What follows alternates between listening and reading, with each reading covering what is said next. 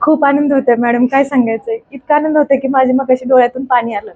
पहिल्यापासून पोरगी टॉपर येते, कुठल्या आईला नको असेल. माझ्या मुलीचं पण एवढं कौतुक होईल, ते पण दुसऱ्या गावात येऊन. आम्ही ह्या जिल्ह्यातलं नाही, जिल्हा सातारा आहे. पण मी पहिल्यांदा हिला इथं घातलं त्यावेळेस असं वाटत होतं की गावातून आपण दुसरीकडे तिला पाठवतोय, काय होणार तिचं. आपलं ओळखीचं कोण नाही, आपलं कोण नाही. तिथं जे होतं पलटणमध्ये, हा सेफ्टी कोण नाही, इथं ओळख कोणाची नाही. नवीन जाग्यावर नवीन ठिकाणी आपली एकटी मुलगी कशी राहणार.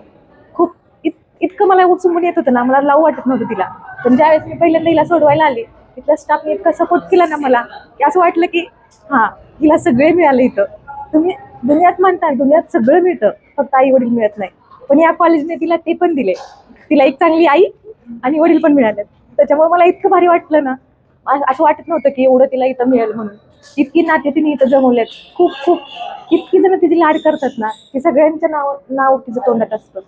आणि ती पहिल्यापासून आहे ना, इतकी रिस्पेक्ट देते ना सगळ्यांना.